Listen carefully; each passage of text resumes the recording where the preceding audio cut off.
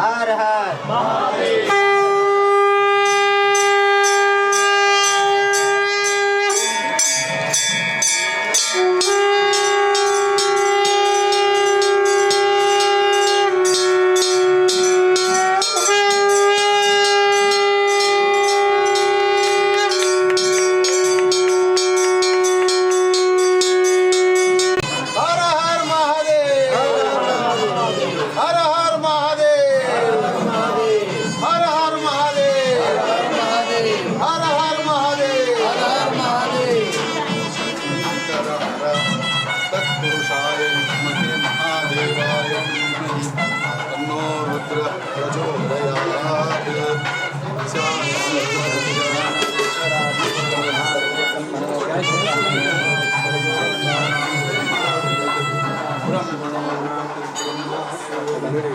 जय श्री राम, जय श्री राम, जय श्री राम, जय श्री राम। रमरांबिका माता की जय। रमरांबा मल्लिकार्जुन भगवान की जय। रमरांबा माता की जय। पूर्ण माता की जय। बोल भवानी माता की जय।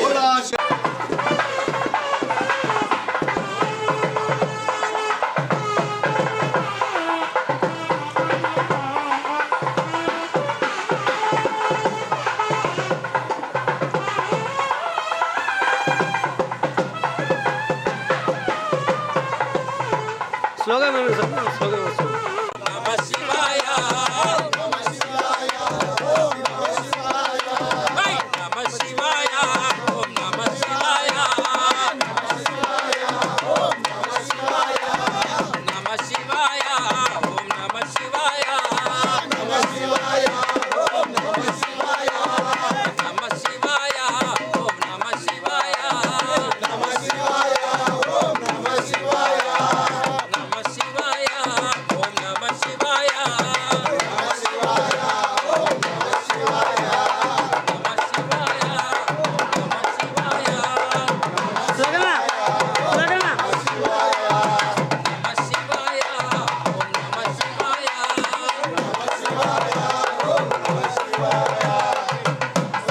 नमः शिवाय, ओम नमः शिवाय।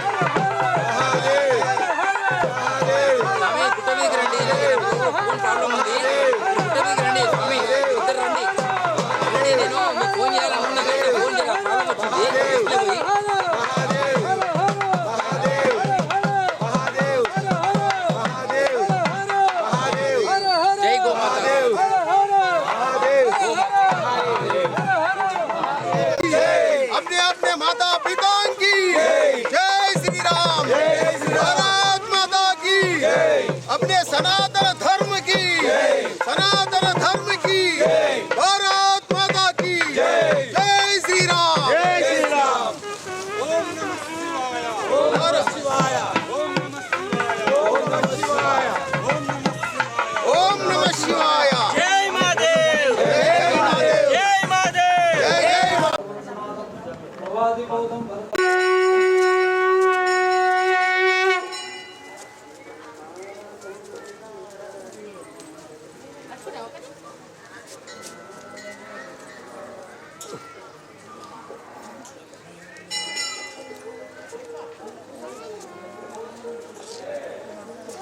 नारायण गोपाल कृष्ण भगवान की ओम नमो नारायण। स्वामी जी ओम नमो नारायण। गोपाल कृष्ण भगवान की जय।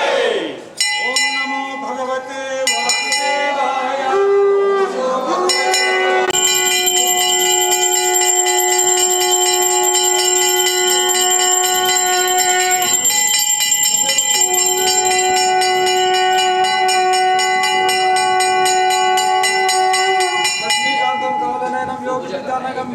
वंदे विष्णु भवभयहरणं सर्वलोकैकनाथं अच्युतं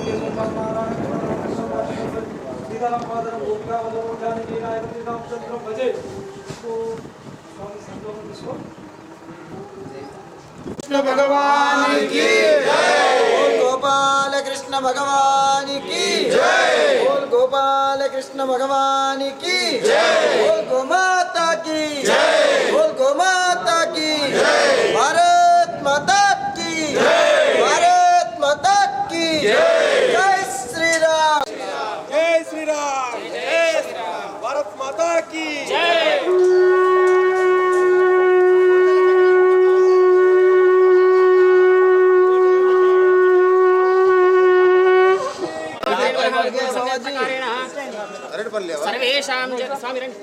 सर्वेषां जनानां क्षेमस्थैर्य धैर्यस्थैर्य विजयाभयारोग्यैश्वर्य ओम श्री गोमात्रे नमः पूर्वसंकल्पित प्रकारेण सजमानस्य श्री गोमात्रे देवताभ्यो नमः नमस्कारं करिष्ये गोमाता की जय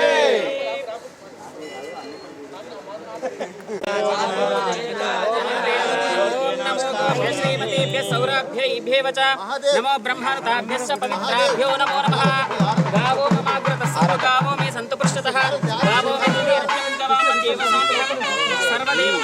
सर्वदेवैरलङ्कृते आकर्मणादिरस्तं सकलं कुर्वन्ति गोमात्रे नमो नमः इति शीघ्रमेव पाषाणधर्मणां निर्मूलतास्त्यर्थं निरन्तरं हैन्दवधर्माभिरुद्धं गोपूजां च करिष्ये ओम माता की जय ओम माता की जय ओम लक्ष्मी समुद्रराज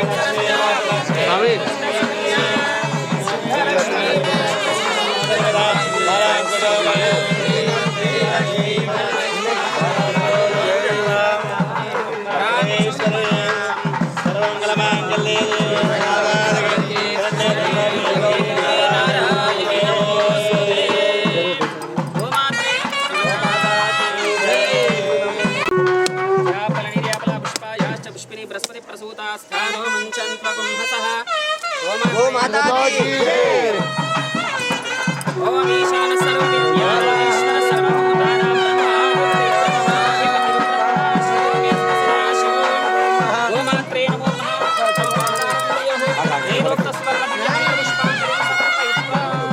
ओम हिरण्यपात्रं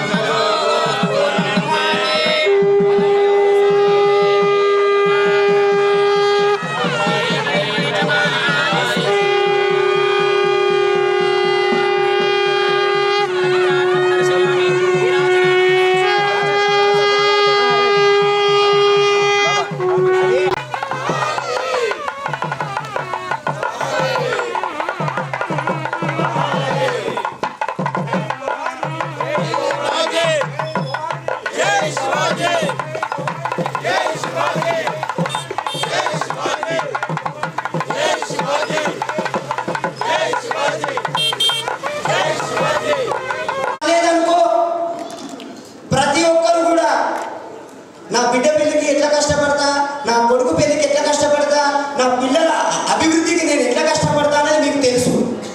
అదే కష్టం సనాతన బోర్డు ఏర్పడే వరకు నా ప్రాణమైనా సరే అర్పితం చేసి నేను కష్టపడతాను ప్రతి ఒక్కరిలో ఉంటే మళ్ళీ ఈ రోజుకు సనాతన బోర్డు ఏర్పడే మనం ఇక్కడ ఉంటాం. కాబట్టి దీనికి ప్రణాళిక ఊరుకు వస్తాం, మండలకు వస్తాం, జిల్లాకు వస్తాం. ప్రతి స్వామీజీని మేము ప్రాధేయపడి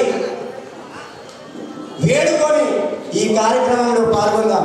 కాబట్టి మీ అందరికీ కూడా మీ పాదాభివందనం చేస్తూ నేను వేడుకునేది ఏంటంటే ఇది నాది, నా దేశం అని కష్టపడదాం.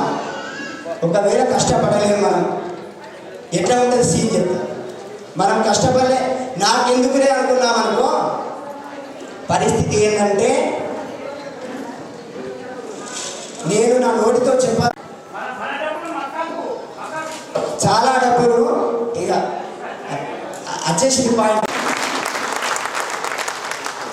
ఈరోజు చాలా మంది నన్ను ఏమనుకున్నారంటే ఏదో రాజకీయం కోసమేమో డెవలప్ కావడం కోసమేమో అనుకున్నారు కొందరు. ఒక్కొక్కరి బుద్ధి ఒక్కొక్కటి ఉంటుంది. నాకు అనవసరం, ఎవడేమనుకున్నా నాకు అనవసరం, నేను ఏం చేయాలో చేస్తా. అదేవిధంగా ఆ గోమాత ఏదైతే ఉందో జాతీయ ప్రాణిగా ప్రకటన చేయాలి. అది మన తెలంగాణ నుంచే ప్రారంభం కావాలి. సీఎం దగ్గరికి మనం వెళ్తున్నాం.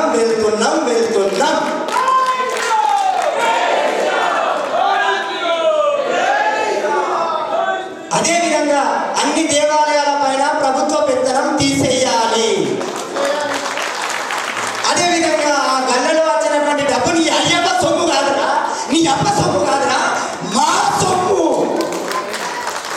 సొమ్ము ధర్మానికే పనిచేయాలి. నీ అడ్డమైన రాజకీయాలకు పనిచేయద్దు. తిరుపతిలో ఉండిలు డీసీఎంలలో వెళ్ళినాయి, వీడియోలు వచ్చినాయి. ఏమరా నీ అయ్యా సంపాదించాడా, నీ అబ్బ సంపాదించాడా? చెమట కార్చి కష్టపడ్డ సొమ్ము మా భగవంతునికి సమర్పించింది. నా ధర్మ జాగృతికి పనిచేయాలి, నా సనాతన ధర్మానికి పనిచేయాలి, లోక కళ్యాణానికి పనిచేయాలి, బీద వాళ్ళకు పనిచేయాలి, లేని వాళ్ళకు పనిచేయాలి, కానీ రాజకీయాలకు కాదు. అదేవిధంగా ఆగడానికి కారణం ఏంది?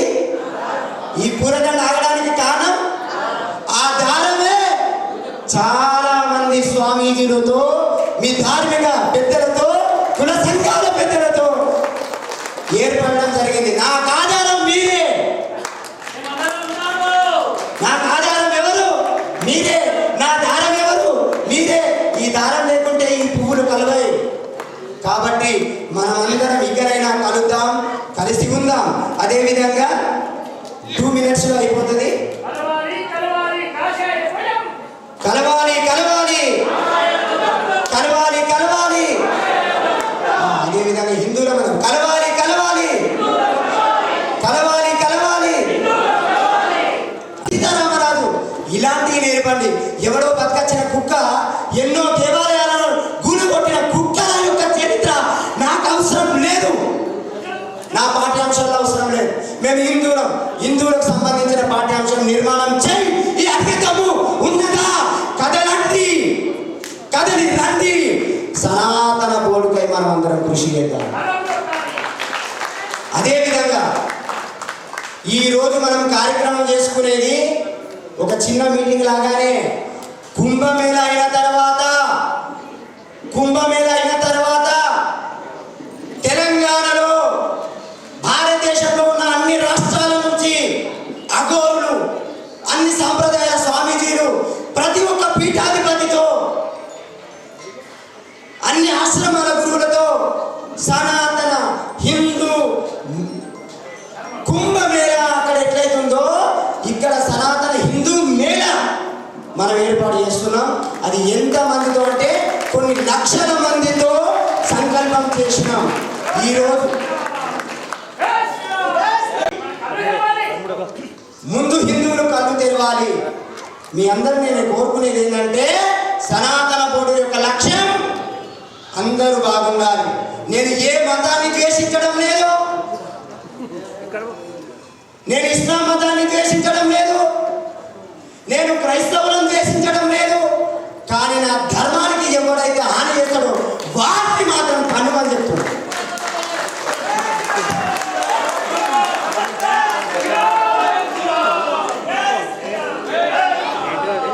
అదేవిధంగా ఎవడో ఎక్కడికెంతో వచ్చిన బతికొచ్చిన కుక్కల స్టోరీలు పాఠాంశాల్లో ఉన్నాయి. కుక్క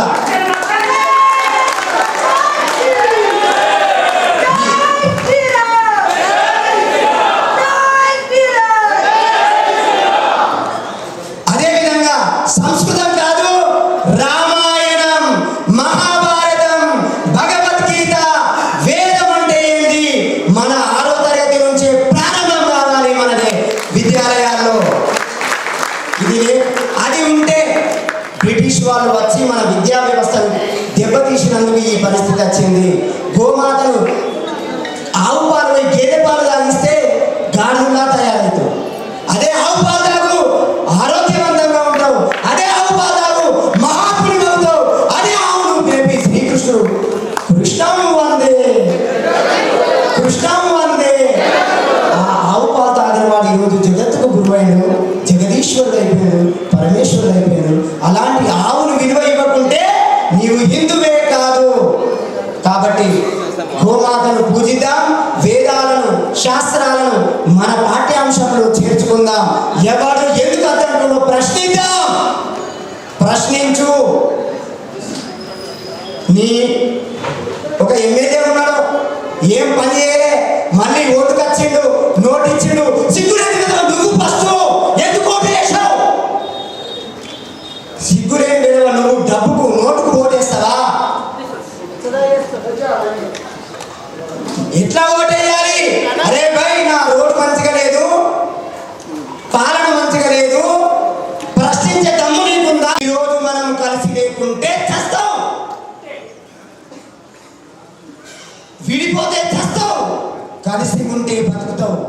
ఇది ఛాలెంజ్గా చెప్తున్నా. ఒకడు ఏమన్నాడు, ఖద్దర్, కాషాయం ఈ మూడు ఏకమైతే సనాతన బోర్డు 24 గంటలు అవ్వడానికి భారత ప్రధానమంత్రి గారు రెడీగా ఉన్నారు. దానికి సంతకాల సేకరణ కూడా ఈ సందర్భంగా ఉంటుంది కనుక అందరూ ఈ సందర్భంలో అందరూ దీనికి సహకరించాలి. మమ్మల్ని పిలవలేదు, మాది అనకుండా కేవలం ఈరోజు హిందువులది అన్న ఒక కాంక్ష రావాలి. ఈరోజు రామ మందిర అయోధ్య నిర్మాణము హిందువులు అన్ని జాతుల వాళ్ళు ఇచ్చారు, 11 నుంచి 11 కోట్ల వరకు. అలానే ఈ సనాతన బోర్డుకు కూడా అందరూ కూడా సహకారం చేయాలి, ఆర్థిక సహకారం చేయాలి. తర్వాత ఈ యొక్క ధర్మం ఏర్పడేంత వరకు నిరంతరంగా పోరాడాలి. లేదంటే ఈ దేశం లోపల ఆల్రెడీ మీకు తెలుసు 25% అన్యులే ఈ దేశంలో. ఇప్పుడు మేము 50% పెరిగాము, మీ పని అయిపోయింది అనేటువంటి సిద్ధాంతంలో ఉన్నారు. అందుకే మహాదేవ స్వామీజీ వారి సంకల్పానికి నా యొక్క తోడ్పాటు ఏర్పాటు చేసినందుకు ఈ యొక్క టెంపుల్ ఈవో గారు ఎవరైతే ఉన్నారో గుప్తా గారు, వారి యొక్క బృందం అంతా కూడా మనకు సహకారం అందించడం. అలానే చాలామంది కమిటీ సభ్యులు సుధాకర్ యాదవ్ గారు, అలాగే కాటా శ్రీనివాస్ గౌడ్ గారు, సి అంజిరెడ్డి గారు బీజేపీ, అలాగే ఇంకా చాలామంది నాయకులు మాకం మల్లేశం గారు మరియు ఆదిలి రమేష్ చాలామంది కూడా ఈ కార్యక్రమానికి సహకరించడం వల్లనే ఈరోజు ఈ 2-3 వేల మంది కార్యక్రమాన్ని నిర్వర్తించడం జరుగుతుంది. జై శ్రీరామ్, భారత్ మాతాకి జై.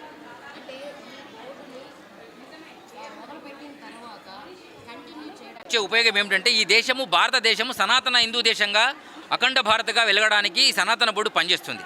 సనాతన బోర్డులో ఉన్నటువంటి ఈ సనాతన బోర్డు ఏర్పడిన తర్వాత ఈ దేశంలో ఎక్కడ ఏ దేవాలయాల భూములు కానీ, ఏ యొక్క దేవాలయాల ఆస్తులు కానీ, దేవాలయాలు కానీ, లేదా హిందువుల మీద అరాచకాలు కానీ ఇవన్నీ ఏకంగా వాటిని ఐక్యత చేయడానికి, వాటిని రక్షించడానికి ఈ సనాతన బోర్డు యొక్క లక్ష్యంగా మేము భావిస్తూ ఈ కార్యక్రమాన్ని పెట్టడం జరిగింది.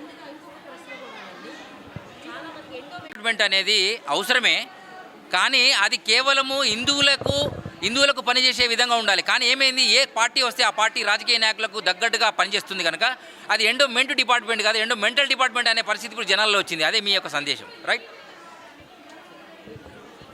అన్ని పార్టీల ప్రెసిడెంట్లతోని మరియు ధార్మిక ప్రెసిడెంట్లతోని మరియు టీచర్లు, ఉపాధ్యాయులు, రిటైర్డ్స్ అందరితో ఈ కార్యక్రమం ఏర్పాటు చేయడానికి గల కారణం అదే.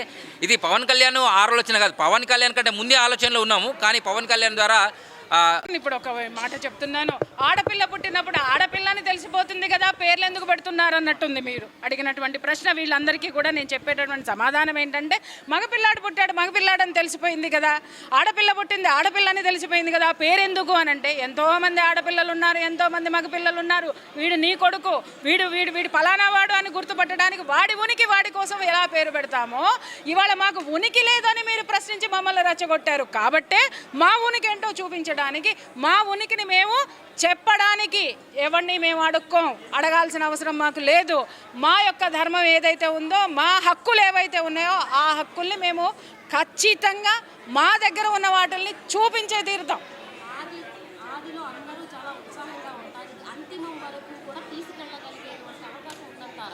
మీరు ఒక్క మాట నేను చెప్తున్నాను, అసలు ఆది అంటున్నారు, ఉద్యమాలు పుట్టిందే అసలు గెలిచిందే మేము. ఎన్నో ఉద్యమాలు పుట్టినాయి ఈ భారతదేశంలో. ఈ ముఖ్యంగా తెలంగాణ పోరుగడ్డ, తెలంగాణ ఓడిపోయినటువంటి ఉద్యమం ఏది ఉందో చెప్పండి. తెలంగాణలో జరిగిన ప్రతి ఉద్యమం ప్రపంచవ్యాప్తంగానే ఉంది. అలాగే సనాతన ధర్మానికి సంబంధించినటువంటి ఈ ఒక్క అడుగు కూడా తెలంగాణలో పడటం అనేది చాలా అద్భుతమైనటువంటి విషయము. ఇది ప్రభంజనంగా మారుతుంది తప్ప ఇది కేవలం ఒక నీటి బిందువులాగా సముద్రంలో కలిసిపోద్ది అనుకోద్ది. ఇది మహాసముద్రము. ఏ నీటి బిందువైనా, ఏ కులమైనా, ఏ మతమైనా వచ్చి దీంట్లో కలవాల్సిందే. మీరు అడిగినటువంటి ప్రశ్నకి ఏంటంటే కొన్ని అయితే మాత్రము లోపాలు అనేటటువంటివి ఉన్నాయి. ఇక్కడ దీన్ని మాత్రం ఖండిస్తున్నా. వక్ఫ్ బోర్డును చూసి సనాతన బోర్డు పెట్టమన్నారు కదా, వక్ఫ్ బోర్డుకి 75 సంవత్సరాలుగా మేము గౌరవం ఇచ్చాం. ఆ ఇచ్చినటువంటి గౌరవాన్ని వాళ్ళు ఏం చేస్తున్నారు, చివరికి వాళ్ళ యొక్క ధర్మం కోసము, వాళ్ళ యొక్క మనుగడ కోసము, ఒకప్పుడు వాళ్ళకి స్థానం లేదు కాబట్టి మీరు ఒక స్థానాన్ని సుస్థిరం చేసుకోండి అన్నాం. కానీ సుస్థిరంగా ఉన్నటువంటి మా పీఠాలు కదిలిస్తామంటే మేమెందుకు ఊరుకుంటాం? కాబట్టి ఆ యొక్క ఆలోచనే, ఆ యొక్క వాళ్ళ యొక్క విధానమే, వాళ్ళు చేస్తున్నటువంటి ఆ యొక్క దౌర్జన్యాలకే ఈరోజు హిందువు గళం విప్పాల్సినటువంటి అవసరం ఉంది. ఎప్పుడు కూడా హిందువు అస్తిత్వాన్ని కోల్పోవడమ్మా. హిందువుకి చాలా ఓర్పు ఓపిక ఉంది. ఉంది. మన ధర్మాలు అవే నేర్పాయి. ఏమని నేర్పాయి? ఒకటి వైపుకి ఒకటి మీదకి నువ్వు అనవసరంగా పోవద్దు, ఎవడైనా నీ జోలికి వస్తే వదలొద్దు, అది నా ధర్మం, దాన్ని మర్చిపోవద్దు. ఆ ధర్మం యొక్క లక్షణం చెప్పడానికే ఇవాళ ఇక్కడ ఇంతమంది అద్భుతమైనటువంటి కార్యక్రమం జరుగుతూ మహదేశ్వర స్వామీజీ ఇంతమందిని ఇక్కడ చేర్చడానికి కారణం ఏంటి అని అంటే, ఇప్పుడు ఒక అడుగు ముందుకు పడింది. ఒక అడుగుకే జనాలు ఏమేమో ఇన్ని ప్రశ్నలు వేస్తున్నారు. ఈ అడుగులు వేలు లక్షలు కోట్లు అవ్వబోతున్నాయి, అయినాయి, వాళ్ళందరూ సిద్ధంగా ఉన్నారు. ఇది ఒక ప్రపంచనంగా మారడానికి ఇప్పుడు ఈ యొక్క వేదిక ఏదైతే ఉందో అది శ్రీకారం చుడుతుంది. సో దీన్ని నేను చాలా గర్వంగా ఉన్నాను. ఎందుకంటే ఈ యొక్క కార్యక్రమాన్ని మేము ఇక్కడ ఏర్పాటు చేయడానికి నన్ను దీంట్లో ఒక సమితిగా నన్ను చేర్చుకున్నందుకు స్వామికి నేను చాలా రుణపడి ఉంటాను, చాలా కృతజ్ఞతలు తెలుపుకుంటున్నాను. నేను అదే చెప్తున్నాను, మీరు ఇందాక అన్నారు హిందువుల్లో ఐక్యత లేదు అని. ఎవరు చెప్తారు? ఇప్పుడు చెప్పండి. ఐక్యత లేదని చెప్పండి. ఐక్యత లేకపోతే ఇక్కడ ఇంతమంది ఎందుకు సాధువులు సత్పురుషులు ఎందుకు వస్తున్నారు? ఎందుకు ఈ కార్యక్రమంలో పాల్గొన్నారు? చాలా తప్పు.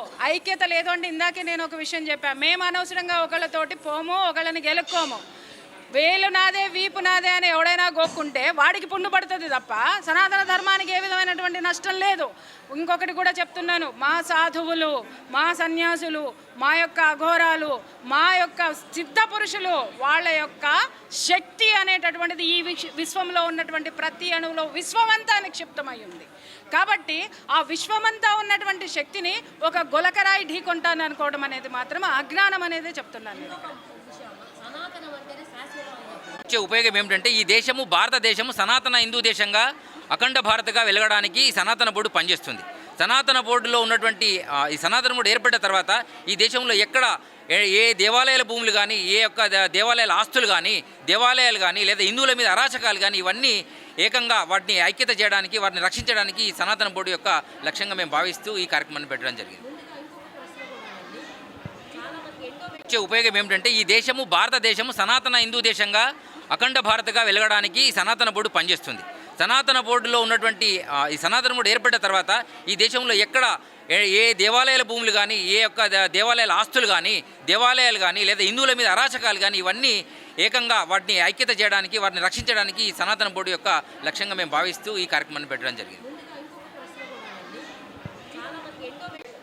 ఈరోజు సనాతన ధర్మం, హిందూ ధర్మంపై జరుగుతున్న దాడి, ఓటు బ్యాంక్ రాజకీయాలు చేస్తున్న వివిధ రాజకీయ పార్టీలు హిందువులను బలి చేస్తున్న తీరుకు నిరసించి మరి ఈరోజు హిందూ ధర్మము, హిందూ మతము ప్రమాదంలో ఉందని సాక్షాత్తు ఈ యొక్క స్వామీజీలే మరి బయటికి వచ్చేసి వారు నిరసన వ్యక్తం చేస్తున్నారంటే ఈ యొక్క భారతదేశంలో మతన్మాద శక్తులు కుటిలక రాజకీయాలు చేస్తూ ఏ విధంగా హిందూ మతంపై దాడి చేస్తున్న విషయాన్ని ప్రతి హిందువు అర్థం చేసుకోవాల్సిన అవసరం ఉంది.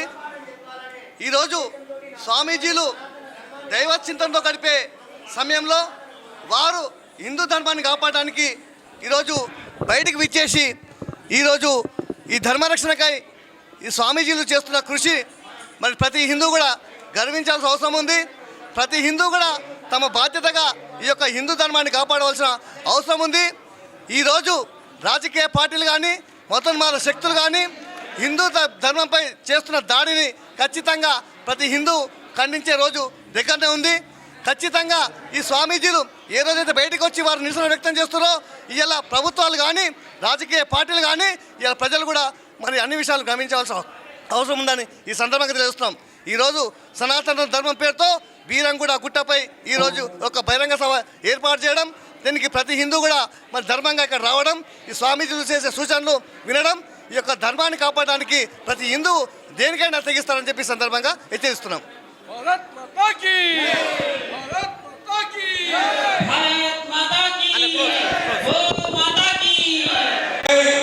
పెళ్ళే చేసుకొని 2 మాటలు ప్రారంభిస్తారండి. ఎందుకు చెప్తున్నానంటే తెలుసుకోవాలి మనం. ఈరోజు మోదీ గారు ఒక గాండ్లైన కడుపులో పుట్టిండు, కోమటి బామని కడుపులో పుట్టలేదు మన మోదీ. చూడండి, ఆయన కూడా తన భార్యను తల్లిగా స్వీకరించాడు. పెళ్లి కాగానే భార్య కాలు మొక్కి తల్లిగా స్వీకరించాడు. మనం గ్రామ పంచాయతీ మెంబర్ కాదు చచ్చిపోతాం. ఇక నాయకులం అయితే మా ఇంత లప్పుడుగాడు దేశంలో లేడు, మామూలు పార్టీలు మారాం, మామూలు గుమాయించాం. ఇవాళ చూడు మోడీ గారు మరి భార్యను తల్లి స్వీకరిస్తే గుజరాత్కు 3 మాటలు ముఖ్యమంత్రి అయ్యాడు, దేశానికి ప్రధానమంత్రి అయ్యాడు. లోతులకు పోతున్నామా, ఆలోచిస్తున్నామా, ఏమేమో చెప్తున్నాం. ఎందుకంటే 20 ఏళ్ళు ఎమ్మెల్యేగా చేసిన కావున నేను చూసిన అందులో ఏం మతం ఉంటుంది, ఏం లేదు. మతం ఇక్కడ ఉంది. ఇలాంటి మహారాజులతో సత్సంగులలో పోయి కనీసం మార్పు తెచ్చుకుంటే పుణ్యం వస్తుంది. సనాతన ధర్మం పక్కకు ఉమ్మడి వస్తుంది. ఎక్కడ రోజుకి బతకం, దగ్గర పడ్డం. నా పెండం ఫోన్ చేస్తుంది, ఏడనో మొగడం అంటే వచ్చిందే పిట్లం కాడ ఉన్నంట. ఈడ ఉండు కాదు, ఇప్పుడు మీద ఉండదు దగ్గరికి పట్టు. నా భార్య ఏమన్నా చెప్తుండే మహారాజు ఏమనుకున్నా, ఒక్క నిమిషంలో ముగిస్తా. ఇలాంటి మహారాజులు ఏదైతే ఇప్పుడు మాకు రోడ్ అయింది, బెంగళూరుకి వెళ్ళి హైదరాబాద్ దాకా పెద్ద మంచి రోడ్ అయింది. నా భార్య కార్లో కూర్చొని చెప్తున్నది 1 ఇయర్ కింద, ఏం రోడ్ అయింది, జోర్దార్ రోడ్ అయింది. ఏ రోడ్ సాయిత్రి, మనం పోయే రోడ్డు 4 గంటలు పోతుంటే హైదరాబాద్ 2 గంటలు 1.5 పోతున్నామంటే నేను చెప్పిన ఇలాంటి మహారాజులు కష్టపడి మనకు మంచి రోడ్డు చేస్తున్నారు సాయిత్రి, మంచి దారి ఇవ్వమంటున్నారు సాయిత్రి. చెర్ర మిష్టి గాయ ఆ రోడ్డు తోగటబాయ మీదికి 1 నిమిషం పోతాం. మనం ఏమవుతున్నాం, ఎక్కడ పోతున్నాం అనేది అర్థం చేసుకొని మరి ఏకంగా ఉన్నప్పుడే సాధన చేయగలుగుతాం. మన సాగు పిలుస్తున్నది, ఏకమయ్యే పరిస్థితి లేదు. మన మహారాజులు ఎంత కోరుకున్నా తినేట్లే లేదు. మనకే చెప్తే కదా తిరుపతిలో అట్లా ఈడ ఇట్లా మరి గట్టిగా ఉన్నప్పుడే సాధన చేయగలుగుతాం. తల్లిని గౌరవించినప్పుడే సాధన చేయగలుగుతామని తెలియజేస్తూ ముగిస్తున్నాం. ఓం శాంతి. మరి ఇప్పుడు సూర్యుడు రాడు, సూర్యుడు ఉన్నప్పుడు రాత్రి రాదు. మానవుడు ఏం చేయాలి? నేను కూడా నామాలు పెడుతుంటే 47 ఏళ్ల కింద మేలైన 78 జనవరి 16 ఇసుంటి నామాలు పెడుతుంటే శాస్త్రంగా శంకరవతులుగానే ఉంటుంది. కానీ తప్పులన్నీ ఆగమాగమే. ఆలోచిస్తే మానవ ధర్మంలో మానవుడు ఏం చేయాలి? మా తల్లి నాకు చెప్పింది, గంగారాం యాడికి పోతున్నారంటే ఏం చేయాలమ్మా, ఈ 4 మాట ఎమ్మెల్యే మందికి ముంచి ఏం తొలిపు సంపాదిస్తున్నానా, ఎట్లా చేయాలంటే మా అమ్మ అంటుండే, ఏం కాదు కొడుక, తిరుపతికి పో, గుండు కొట్టుకో, గుండంలో మునుగు, పాపం పోతుంది అంటుండే. పోతుందా? 30 నోట్లు గుండు. మరి మానవుడు మహా గొప్ప వ్యక్తి అని ఎందరో మహారాజులు చెప్పారు. భగవంతుడు మన తండ్రి శివుడు, ఇంకెవరు కాదు. శివుడు వేరు, శంకరుడు వేరు, ఇద్దరు వ్యత్యాసం ఉంది. శివుడు మన ఒరిజినల్ తండ్రి, ఆయన ఆత్మ మనకి ఇక్కడ ఉంది. కావాలనే మాట్లాడుతున్నాం. ఈ ఆత్మ వెళ్ళిపోతే ఇంకా బాడీ అక్కడ పడిపోతుంది. మరి భగవంతుడు సత్య త్రితయుగం 4 యుగాలు మనకు, మన ధర్మంలో 4 యుగాలు. 4 యుగాలలో మరి సత్య త్రితయుగంలో అమ్మ నాన్న కలవకుండా పుడతాం. ఇప్పటిదాకా మహారాజులు ఉన్నారు కదా, 33 కోట్ల దేవతలు అంటే కర్మ లేకుండా స్వచ్ఛంగా పుడతాం. కావున 33 కోట్ల దేవతలు అయ్యాం. తర్వాత ద్రాపద కలియుగంలో అమ్మ నాన్న కలిసి పుడతాం. అప్పుడు వేరే మానవ జన్మలకు వచ్చినాం. అందుకే రాముడికి పూజిస్తాం, రాముడికి దేవుడు అంటాం. మరి రావణుడికి ఆయన కూడా గొప్పవాడే, రావణుడు కూడా మామూలు గొప్పవాడు. ఆస్తి కూడా ఇష్టం వచ్చింది, జ్ఞానం కూడా గొప్పది. దసరా పండుగ నాడు రావణుని కాలబెడతాం, మరి కనకదుర్గై కారణమవుతాం. భగవంతుడు శివుడు మన తండ్రి ఆడబిడ్డలకున్న బలం ఎవరికి ఇవ్వాలి, మనకి ఇవ్వాలి. మొగలు ఇది స్టడీ చేస్తే ఇప్పటిదాకా మంచి కార్యక్రమం అంటే అందరిలో కూడా ఒక ఆలోచన రేకెత్తేటువంటి కార్యక్రమం. యాక్చువల్గా అయితే భగవంతుడు ఏం చేశాడంటే 84 లక్షల జీవరాశులను సృష్టించాడు. సృష్టించి ఏం చేశాడు? ఈ 84 లక్షల జీవరాశుల మీద ఏ జీవి మీద భగవంతునికి అంత ప్రేమ లేదు, ఒక్క మానవుడి మీదనే ప్రేమ ఉంది. ఆ జీవరాశులు పుడుతున్నాయి, తింటున్నాయి, అనుభవిస్తున్నాయి, సస్తున్నాయి తప్ప ఇక దానికి ఏ ధర్మం కష్టపడలేదు. కానీ మానవుడి మీదే భగవంతుడు ఏం చేశాడంటే ప్రేమ వర్షం కురిపిస్తున్నాడు, కానీ అది మనం గుర్తించలేకపోతున్నాం. ప్రేమ వర్షం కురిపించి ఏం చేశాడంటే మంచి ఆకారాన్ని ఇచ్చాడు, మంచి మేధస్సుని ఇచ్చాడు. ఈరోజు సూపర్ కంప్యూటర్ మేధస్సు తోటే తయారైంది. కానీ భగవంతుడు ఏం చెప్పాడంటే నేను ఇచ్చిన మేధస్సుని కనుక నువ్వు సద్వినియోగం చేస్తే